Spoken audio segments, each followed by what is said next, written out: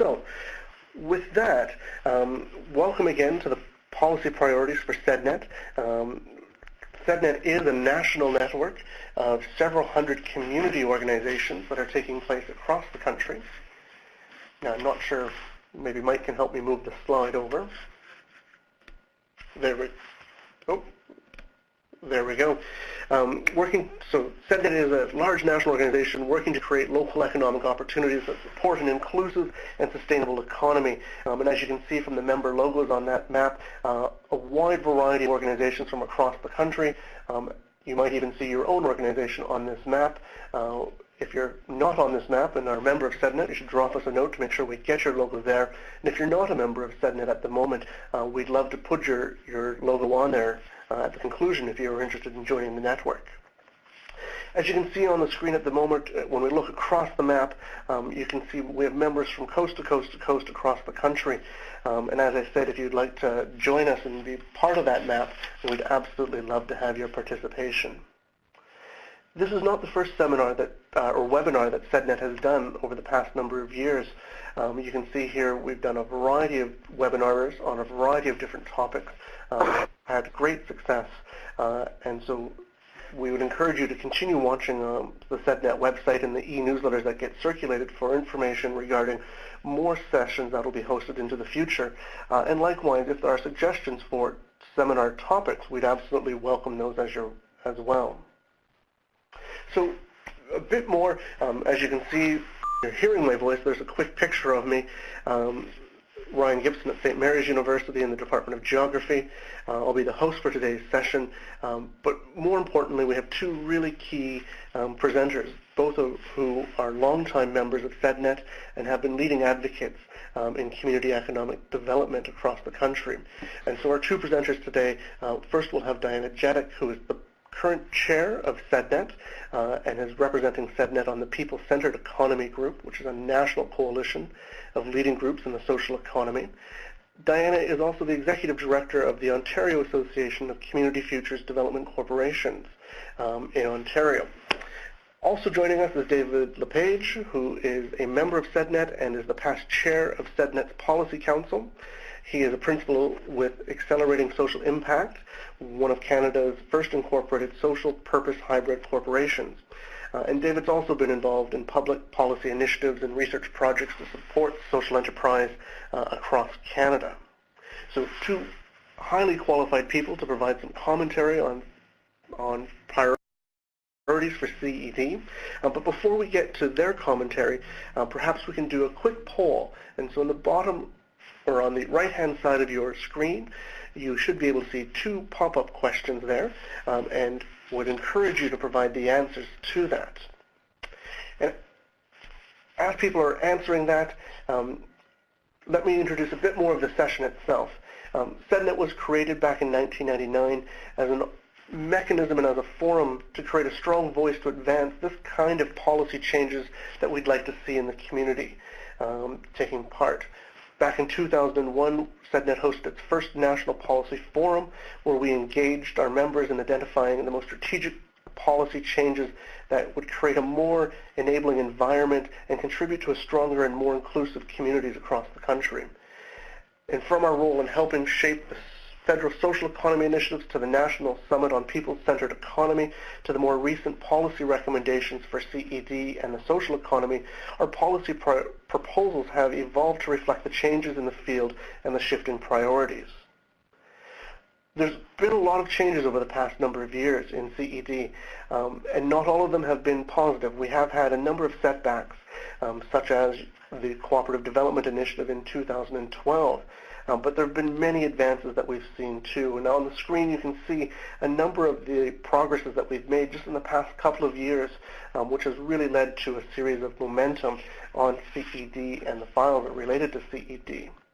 So with this changing landscape that we have, combined with the upcoming federal election, but also a series of provincial elections, the Policy Council of CEDNet has updated our policy priorities, and this is where we're seeking your input on these priorities to see if we've got them right, if we've missed any, and if there's other information that we should be checking in on.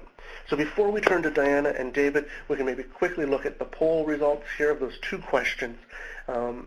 Great to see that almost 3/4 of those on the phone are members of CEDNet. Welcome to you. For those that are not, if you're enjoying today's conversation and feel like this is a natural home for some of your work, we'd absolutely love to have you engaged in CEDNet, and we'd be happy to chat afterwards. In terms of people's interest in policy, most people are involved on, it looks like, in terms of policy analyst or promotion or advocacy of policy, as well as wanting CEDNet to represent your policy priorities. So thank you for that. So without further ado, I'd like to turn it to David and Diana to take us through the 7 recommendations that the CEDNet Policy Council came up with. And these recommendations fall into 3 categories. The first being finance and investment, the second being community enterprise, and the final one looking at local revitalization. So at this point, I'll pass it over to Diana, who can begin our discussion around finance and investment recommendations. Good. Thank you very much, Ryan, and thank you to everybody for joining us today. So the new policy document starts with an introduction that explains what CED is, why it's relevant, and how it connects to some of the key challenges Canada is facing: poverty, ecosystem decline, unemployment, and grim conditions in many Aboriginal communities. The finance and investment recommendations start with a topic that has gained some interest from governments and impact investing circles: pay for success contracts. Given this interest, we wanted to raise some awareness of some CED organizations like Momentum in Calgary or the Centre for Economic and Social Inclusion in Scotland, which have experience with performance-based contracts. Next, the suggestion of a Canada Impact Investment Fund is similar to the patient capital included in the Federal Social Economy Initiative, but only rolled out in Quebec, creating the Chantier's Social Economy Trust Fund. The capital earmarked for the rest of the country was never flowed. The Chantier's Fund has had a very positive track record, both in the additional capital it was able to leverage as well as its investments. The Chantier's Trust Fund is just one example of the many smaller investment funds across the country that are tapping into different types of capital markets, including individual investors, foundations, labor-sponsored funds, and financial institutions. Several models are illustrated in the recent New Market Funds report illustrated on this slide. Support to replicate and scale up these funds could have a catalytic impact. That's why it's in our policy document. Thank you. Thank you for that, Diana. Perhaps now we can turn to David for some commentary regarding the section on community enterprise. Great. Thanks, Ryan. And it's great to have this discussion because some of these issues we've been working on a long time, and to see the progress success is really great. And in terms of community enterprise, I think one of the things that's really important to note is the term that we've evolved and we're using here is called community enterprise, because from a CED approach, we want to be really inclusive of micro enterprises, cooperatives, as well as the nonprofit models that have evolved as enterprising and addressing community issues. As we look at the development of community enterprise, there's been tremendous growth, and the expanding support over the last 6 to 7 years is really quite phenomenal. But now we feel that a key area to focus on is the demand side for goods and services. And this is where government can play a really important role because they procure and purchase so many goods and services. So merely including a social value and weighting that social value in their requests for proposals and in their contracts would be an amazing step to reflect the social benefits that are actually provided by community enterprises. So it's not diminishing quality or increasing price, it's adding value to existing purchasing. The other element that we bring forward is the campaign for a living wage, which is really starting to take and resonate across Canada. And we feel it's really important that this is one of the basic ways that government contracts, by including the living wage, can address a lot of the CED issues and very specifically address the needs of working people and address the issues of poverty for the working poor. Finally, support for social enterprises, nonprofits, and co-ops could be very inexpensively expanded if they had access to the existing business development programs.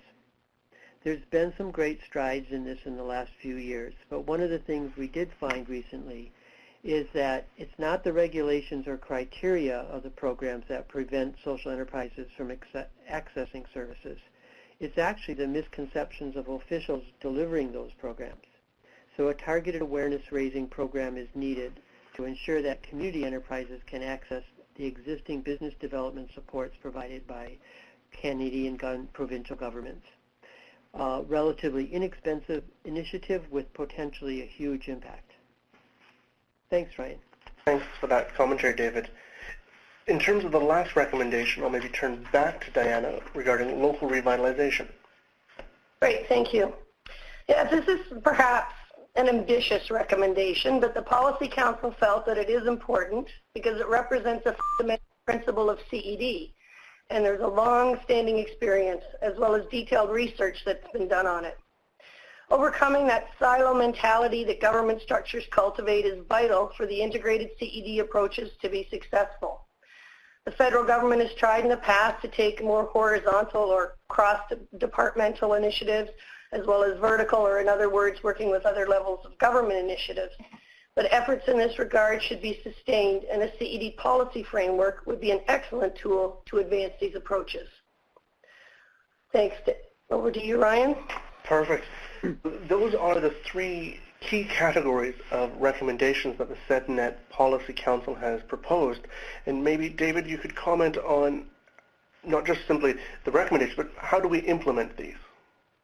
Yeah, thanks, Ryan. I think when drafting these, that was one of the things that the Policy Council recognized was possibly even more important than the substance of the specific recommendations was actually to use the community economic development process in order to implement them. So the final section on making it happen emphasizes the importance of creating partnerships and implementation of new policies. It's a term that's often referred to as co-construction or co-production. So it's not a top-down, it's really about how do we create these policies, implement these programs very collaboratively between the community sector, government, and private sector. So evolving, refining, and adapting new measures has to be an ongoing process, but that requires engagement and dialogue in order to be successful. So at a federal level, on the provincial level, in the territories, we really wanted to recommend that we look at something like a roundtable kind of model to really, we've got to create the opportunity for engagement and dialogue if we're going to be successful at changing policy and implementing new programs. So that became a critical piece. It's the content, but it's also the process for evolving the policy issues. Perfect. Thank you for that. So there is a brief overview of the 7 recommendations that the CEDNet Policy Council has proposed, falling into the 3 categories: finance and investment, community enterprise, and local revitalization. And then in addition to that, the commentary about how to make it happen. So at this stage, I would invite questions from anybody that's online for either David, Diana, regarding these 7 recommendations, or the 3 categories of them, or also regarding the implementation of it. And so you're free to voice your comments. I believe you'll soon be unmuted. But likewise, if you have a comment that you'd like to put into the chat box, you can put that into the Adobe Connect program as well, and we will make sure we get to those as we're going through. But essentially, we have about 35 minutes open that we would absolutely enjoy to hear your thoughts, perspectives, and comments regarding these recommendations. Thanks, Ryan. So I'm going to unmute the participant phone lines now. If people would like to keep their line on mute, you can use *6 on your keypad to mute your line, but at this point we're going to be unmuting all of the participant lines. The conference is no longer in lecture mode. I should also mention, just before we seek out questions, that Mike will also unsync the presentation so that if you wanted to migrate through the presentation or migrate backwards in the presentation, you're free to do so, and you will only do so on your own screen. You won't influence what everybody else is looking at. So, is there a question, comment, or reflection, reaction to those 7 recommendations? I just mentioned, Ryan, in the chat box there was one question from a guest, whether or not the government's shown any interest in any of the recommendations. Perfect. Diana or David, would you be able to answer that question? Has the government, whether it be federal or provincial, shown any interest in these recommendations that the Council is putting forward?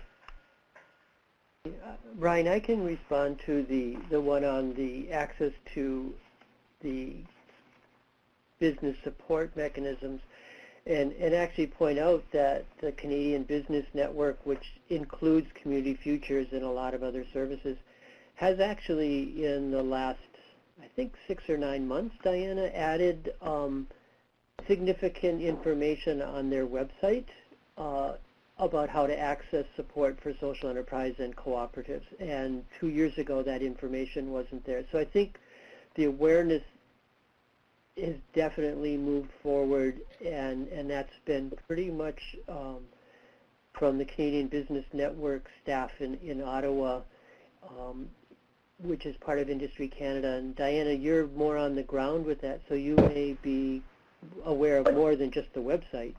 Yeah, and specifically in the Community Futures Program guidelines, the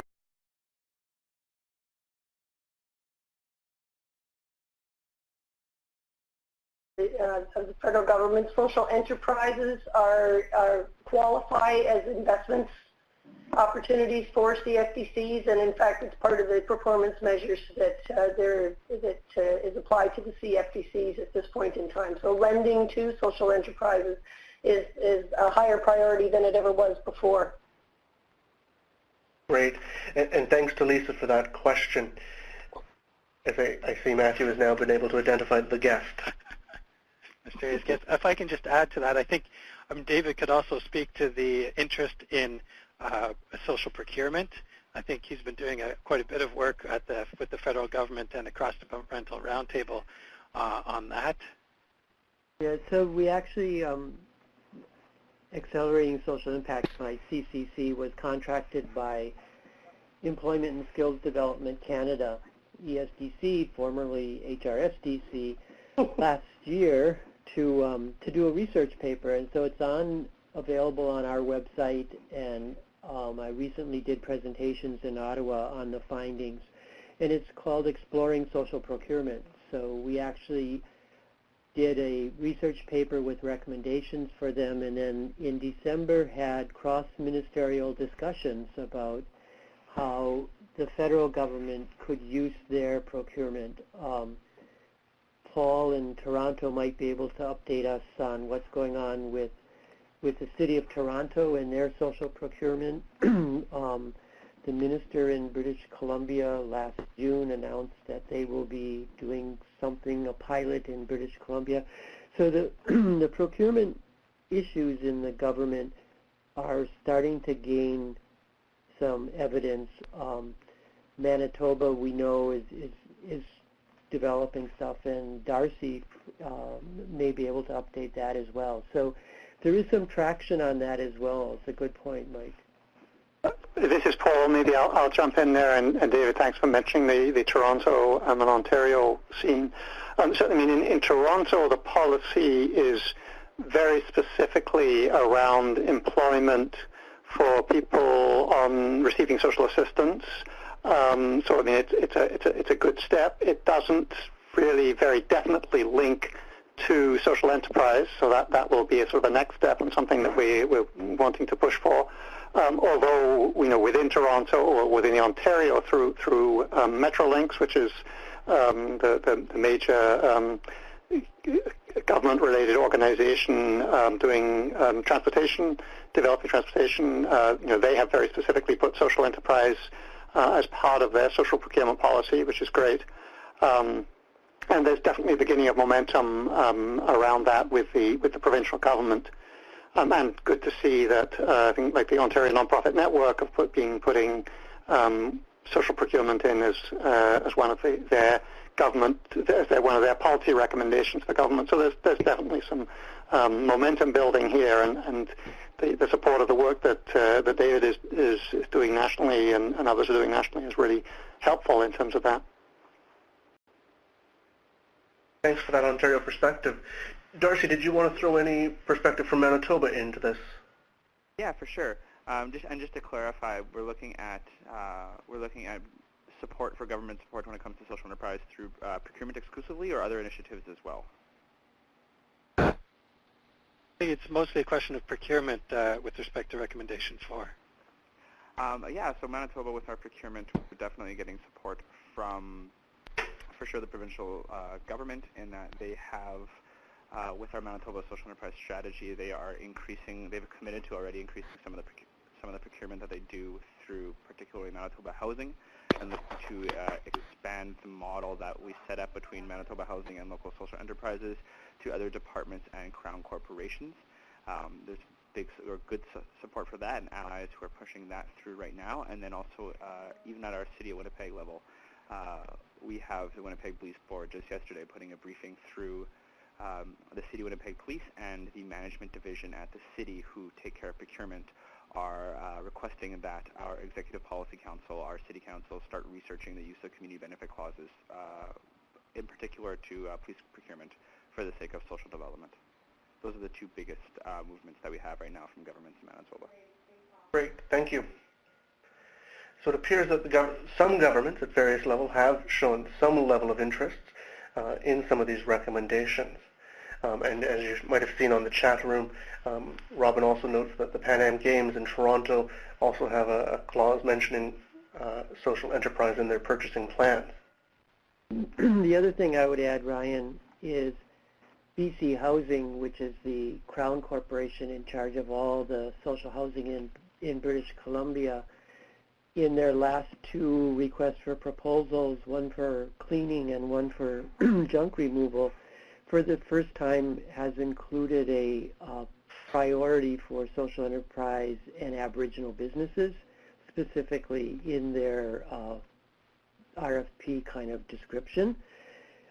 So we're waiting to see the results of what comes out of those RFPs, but it was a big step forward for them to actually acknowledge that as part of their priority outcomes, which a year ago didn't exist. So I think this is a really interesting piece to watch, because it really is going to be and has been a CCEDNet priority, and now we're starting to see some resonance across different levels of government and different activities. Perfect. Thank you for that. Maybe we can move on to the next question, and I see Lars has posted one onto the chat room with regards to the community enterprise recommendation, and wondering if the Policy Council has particular practices or examples in mind. And the question continues, is there interest in advancing the capacity building that has accompanied the implementation of these contracts internationally? So this is Lars. Just to clarify, I was referring to under Recommendation 1 for finance and investment regarding performance-based and pay-for-performance contracts, just to scope that. Perfect. Yep. So I think I'll have Mike respond to that on what research we have posted already up to the website about those examples. Just one other question for Lars. And when you're talking about capacity building, can you be more specific within the organizations delivering those contracts, you mean? Or? Yes, I think of examples like the recent, National Corporation for the recent Social Innovation Fund competition in the States that has a very, very strong emphasis actually on pay for performance almost exclusively. The technical assistance granting funds that have had to occur in the UK for both intermediaries and the actual kind of contract development to take place. Right. Yeah, I think it's too bad we don't have someone from the Center for Impact Investing on the call, because I think in Canada they're really been the technical leads. And this recommendation, actually, I would have added with respect to Lisa's question about where there might be interest from the government was probably added. It's relatively new compared to previous versions of CEDNet's policy recommendations, specifically because there has been that interest from governments to explore these approaches. And so you're absolutely right. It requires a new intermediary role, some of which are developing. Perhaps Finance for Good is one of them across the country, that would connect the investors with the service providers and the governments that would issue the contract or the agreement to pay for success. And though some of those contracting arrangements can be rather complex, so the capacity building, I guess, is needed because this is a new role with a new financial instrument. And I would say CEDNet hasn't been particularly involved in that capacity building. It's been much more Mars that has been taking the lead there. But we were thinking more along the lines of some of the existing practices. For example, this came up primarily from Momentum, who shifted to, under their provincial government funding, and Lisa or other folks at Momentum on the call might be able to explain this better, but shifted to a results-based funding mechanism many years ago. And so we wanted to point out these examples, the strengths and weaknesses, both domestically as well as internationally, of where this can work and what some of the advantages are of getting out of a siloed approach, allowing organizations to be more innovative in the delivery of their programs to attain the kind of results that governments are looking for. Mm-hmm, mm-hmm. I don't know if, go ahead. I was just going to say, in full transparency, so I asked that as Finance for Good, we are a social impact bond intermediary and developer, and it's just something that we've seen even amongst the charities and nonprofits that we're supporting, that not only is there's interest and they feel pressure from government, but at the same time there's quite a gap in the capacity of those organizations to be, if you will, kind of investment or contract ready right away, and that there's a learning curve in the sector that will kind of have to be bridged somehow. If I look internationally, we've seen kind of examples of how governments are trying to approach that, but for all the discussion nationally in Canada, there's been very little, other than maybe in Ontario, where they have been contracting some of that support. So you raised it as an example of where there might be very specific, there could actually be very specific recommendations beyond kind of higher level best practices that could be advanced to support CEDNet's goals in that space. No, I totally agree, and I appreciate you sharing that background, Lars, because I think you're right. Where we're at in terms of the specifics around these recommendations is this is the high-level document that we wanted to get feedback from our members and refine, and then we'll need to develop more detail, more engagement, more specific recommendations for each of these in terms of what we would be recommending, how we would do it, what the references would be. And so moving forward on that, we do have more work to do. So I'd be interested in connecting with you as we move forward. Yeah, we'd welcome that. I'd be really happy to participate in trying to kind of push that forward and also align. Devil's really in the details in these deals as to whether or not they are tools of innovation or a bit more strict. And so given that, really supportive of trying to find a way to advance those goals. Thank you. Yeah, I don't know if Lisa or anyone at Momentum want to talk any more about their experience. She may have us on mute, or maybe that's a no.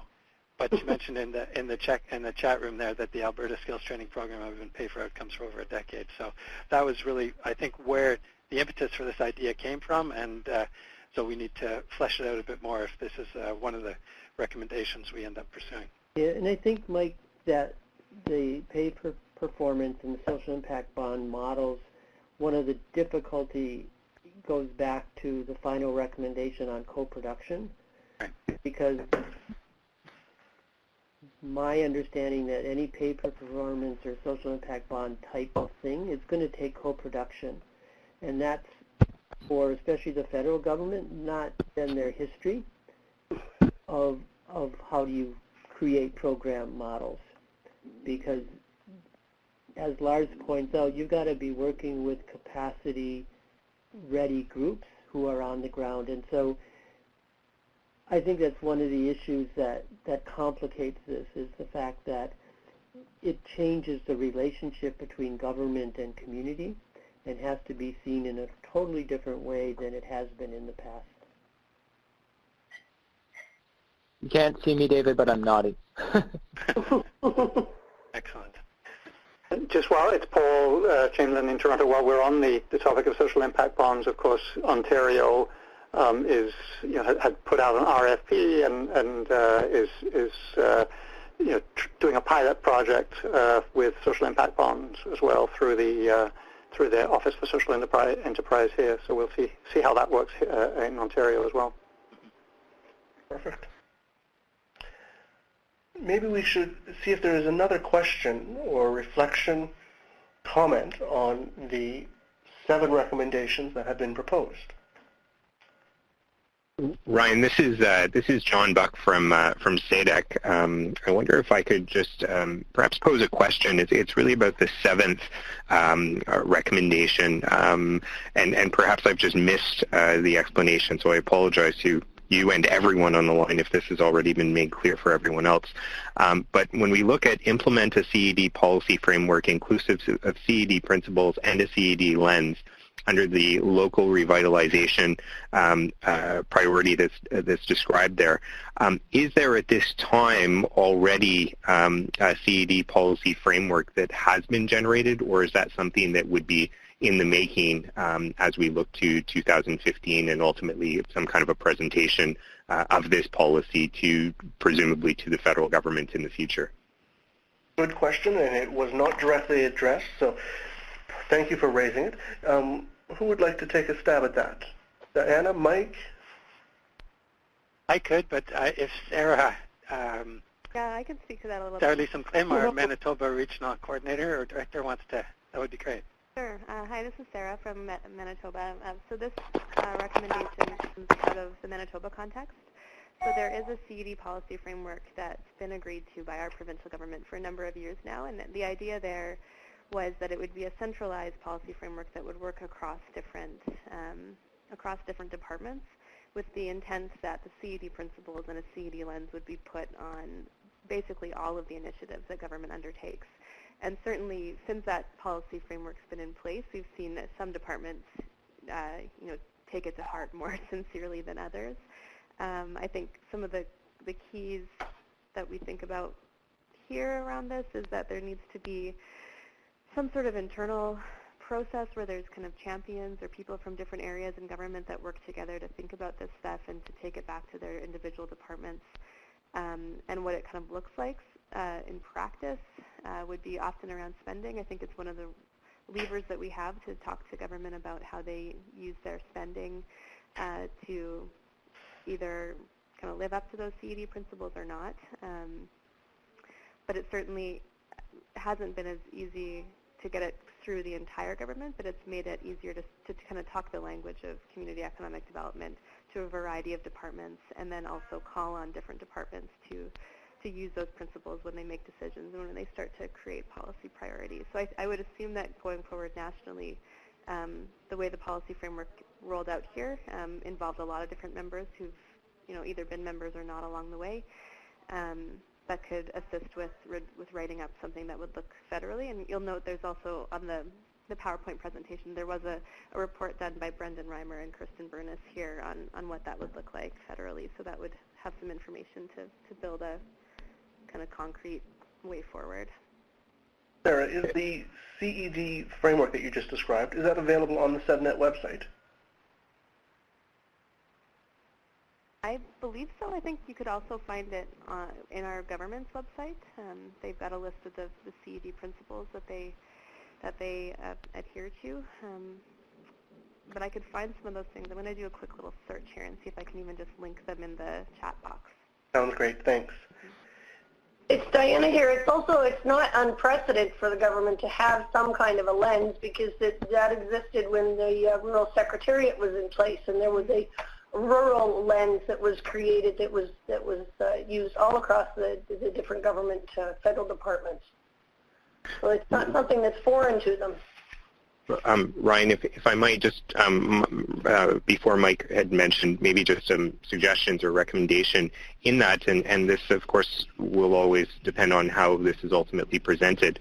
I think that the local revitalization label could be something that's refined for federal government consumption, and I would say looking at something like local opportunities or something along those lines, just from an optics perspective, might enable some of those presumably folks that we would hope would be partners at the federal government to get engaged. So I think that revitalization carries a lot of jurisdictional baggage, and I might just recommend that that be something that gets reconsidered before presenting it to the federal government. Thanks for that consideration. Was there any other people that wanted to provide some reflection on that question, though, in terms of the CED lens, the framework that was just posed as a question? So, are you talking about Lisa's question about fair trade? Free trade? No, I was thinking of just wrapping up with John's question, just in case there's any other, before turning to Lisa's question. Okay, sorry. But hearing none, Lisa, are you on the line?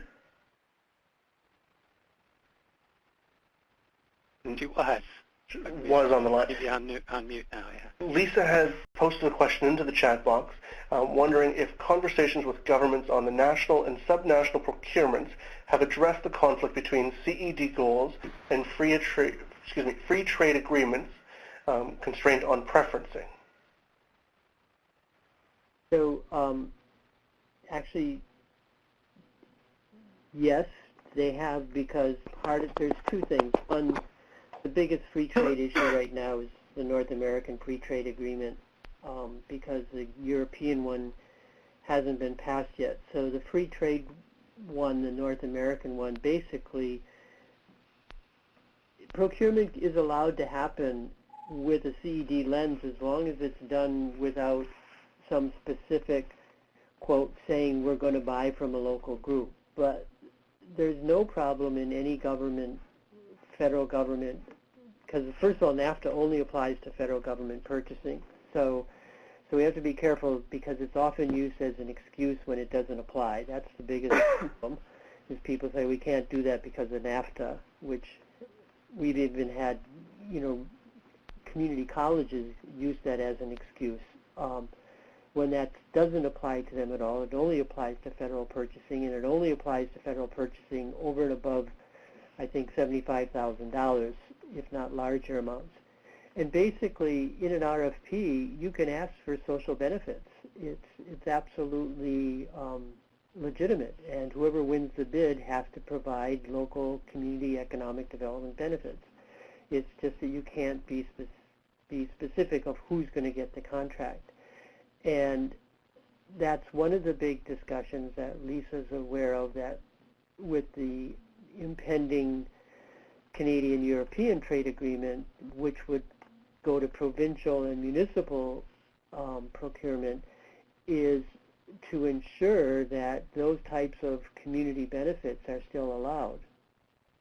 And we know from our colleagues in Europe and in the UK that this is a real concern for theirs as well, because they've worked really hard in Europe and UK to get some very good social values built into government procurement, and they don't want to give it up over a trade agreement as well. So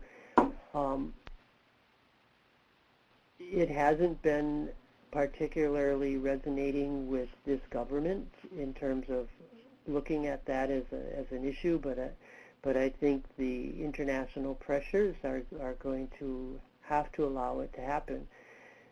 And then we're going to have to learn how to work around it and to train procurement people how to use a CED lens within the existing trade agreements. which they don't exclude. It just takes a bit of language. Thanks for that comment, David. Thanks, David. Were there any other comments on that question? Hearing none, maybe I can turn to Lars. You had posted the question, but if you're on the phone, you can just maybe vocalize the question.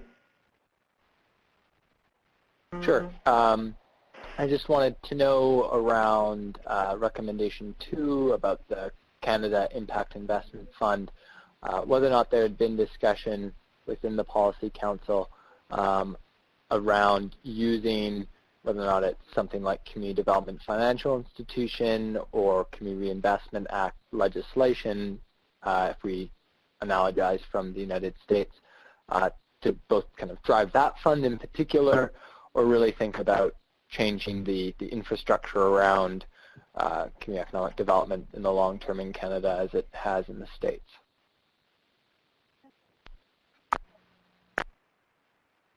Who would like to maybe take the first stab at that question? I could jump in to say that a Canadian version of the Community Reinvestment Act, I think, was a bit of a dream for many people, and I think it was discussed in my recollection maybe in the early days of CCEDNet, but because we don't have the same banking practices or redlining and that sort of thing that led to it in the U.S., I think there hasn't really been any sense that I'm aware of that might be a possibility here. So in terms of the financing mechanisms, how we could capitalize a fund like that, I'm not aware of any thinking about a large scale, whether it's a small tax or financial transaction tax or something, banking tax, that would be able to capitalize a fund like that. I actually think probably where there's more potential is actually a grassroots local rather than a big national fund like that. And I mean, if we could convince the federal government, as they did 10 years ago, to put a relatively small amount of money into it, it could leverage large partners and multiply capital available. But when you look at, for example, the CEDIFs, Community Economic Development Investment Funds in Nova Scotia, they've already generated over $50 million in their, 13, 14 years of existence, and they're spreading across the country. I think the potential for small-scale sort of retail or individual investors to contribute to funds is probably bigger, although I mean it's a lot more work to be put into developing those funds, but it's probably accessing a larger pool of capital available than the large national fund that we're asking for here. And then the only other thing I would add is there's been discussion, especially in British Columbia, to open up tax credits to social impact investors because tax credits have been used to stimulate in the market for the technology area, for the green environment, and 30 to 35% tax credit for if you want to do a film exists, but if you want to invest in a social purpose business or a social enterprise, there's no tax credit for that for the investors. So we're trying to say, again, it's one more, it kind of connects this, let's level the tools and the business tools across community enterprises that would also leverage not only procurement and capacity building, but also open up opportunities to traditional investors. Perfect. Any other comments regarding the use of CDIF or reinvestment acts? I guess one thing I would just say in a brief response, I very much take individuals' points that a more grassroots effort. Certainly, I actually lived in Nova Scotia for the last 6 years, and you're right. It's interesting that the CDIFs were actually much more created with very little explicit social purpose in mind, but were co-opted in some beneficial respect, and now we see a lot more local community investment. I mean, ultimately it is still local investment. That's what they were for, but very traditional in its thinking as to what small business would be. What I was thinking about was, in terms of the levers available to actually attract and capitalize that scale of fund, that presenting something like CRA legislation could actually present the fund itself as a path of least resistance. That if you had something like the CRA Act that mandated a certain proportion of reinvestment, that this would be a qualified portion of that, and so you probably see a lot of funding flow into it simply by default, which is trying to establish a bit of a long now thinking around the actual its infrastructure and its use in the long term, not just in a given government, but really in the long term. Thank you for that. I see a question that has popped up in the chat box, and maybe this is a question we can pose to both Diana and David, and it is, what is CEDNet's best policy prospect for seeing something related to the CED recommendations that we've been talking about in the next federal budget? So of those that are here and that we've discussed, do you have a crystal ball to suggest what might be the best prospect for being included in a federal budget? So I'll start, Diana, and then you can. Yeah, go ahead. I think that our best prospect at this point is in the area of what Minister Kenney has spoken about and the support that we're seeing in terms of what's been referred to as social finance, and then how that's coming out in the federal budget, and it has the last couple of years, is at least opening the window for policy and programs below the federal budget level. So I think what the hope would be in the 2015 federal budget would be at least, I don't think there's going to be allocation of anything like a fund or anything, but hopefully from a policy perspective, there's more support to open up regulatory opportunities around CRA and nonprofit business activity, that there's more openness in terms of a policy framework that will allow the public servants who are actually on the program level to experiment. I mean, because we've seen it with community impact bonds. Because last year in 2014, when social finance was said to be seen as a vehicle to do certain things, then all of a sudden we saw ESDC start to experiment and do some social impact bonds. So I think we're hoping at this point, we're still in like, will they open up the policy framework broader in order to allow some of the CED priorities to be introduced at the programmatic level. So things like the Canadian Business Network feeling it's okay to support social enterprises in their existing programs, that came about because the budget said we want to support, different types of businesses, including social finance stuff. Great. And for yourself, Diana? Well, I think maybe this leads into the discussion around next steps as well on some initiatives that have been happening with the people-centered economy. And as we know that there is an election coming up, and so this group of organizations, including CEDNet, the Chantier, and the Social Enterprise Council of Canada, have combined our policy frameworks together into 4 key areas. But what we're doing now is connecting with the various political parties, and we're trying to advance some of those recommendations.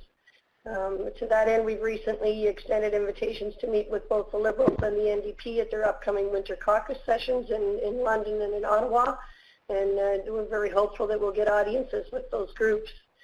The 4 basic recommendations or key areas there are to support social economy business development, to stimulate investment in the social economy, to leverage procurement to expand the market and to modernize legislation and regulation. So it's consistent with CEDNet's policy and the work of these other organizations to bring us together as a larger group. So that's my comment at this point. Perfect. Now, just looking at the time here, I realize we're short on time, and perhaps Diana's commentary is a good segue. And just before we depart, I wanted to just turn briefly to what are some of those next steps. And Diana just mentioned the People-Centered Economy Coalition and some of the work there. But maybe for yourself, David, and maybe even for Lisa in terms of the policy team itself, or the Policy Council, what are some of the next steps? Right. For me, just this kind of conversation of getting consensus on some of the priorities, because 10 years ago, the Policy Council had we were so high up in the clouds and the stratosphere on policy that I don't think we did a great job of connecting to some real things that could get done within that larger strategy. So as we start to come down to some real achievable and measurable things and be able to have conversations like social impact bonds and tax credits and procurement,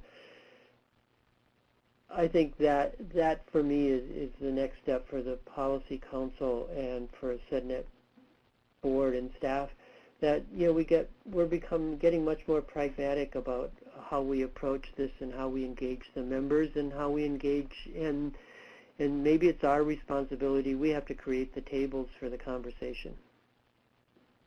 Thanks, David. I'm not sure, Lisa, if you're on the phone and able to chat. Actually, I think you may not be on the phone line. But in terms of next steps, I'll speak maybe on behalf of the Policy Council. I'm sure they would absolutely embrace any commentary if you think of more in the coming days. And they, as well as the CCEDNet board, will be involved in a process of refining and revising this document to be formalized in the coming weeks and months ahead. We are just at the end of the session, so I want to take an opportunity to see if there was any last question or comment. But in the meantime, you'll receive, if you haven't already, a quick 1-minute evaluation survey that comes via email. We would highly recommend you to fill it out and provide your feedback on today's session and how well it went. As well, if you have not already done so, we highly encourage you to sign up for CEDNet's free email newsletter that goes out on a regular basis that contains updates regarding CED from across the country. But first, are there any last question, comment, or reflection before we all head out in our own directions?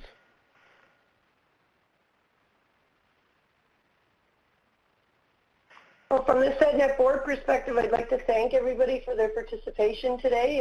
Again, the engagement of our members in developing the policy framework is a valuable and integrated part of CEDNet as an organization, and the board will be looking at this information at its January meeting. So I thank you and encourage you to keep sending us any recommendations that you might have. Thank you, Diana. And perhaps maybe on that note, I'll extend gratitude to both our two speakers this afternoon or this morning, depending where you are in the country, to Diana and David for taking the time out of your schedules to prepare some commentary and to participate in today's discussion. It has been truly a great experience. And so thank you to everybody for joining us. Please don't hesitate to pass along any further comments or to continue your participation in this line. And also to look forward to your email evaluation comments. So thank you to everyone for joining us. And shortly this presentation will be available on CEDNet's website so that if you know of colleagues that might be interested, you could share it with them or encourage them to send their feedback into CEDNet. Thanks a lot, Ryan, for hosting. Oh,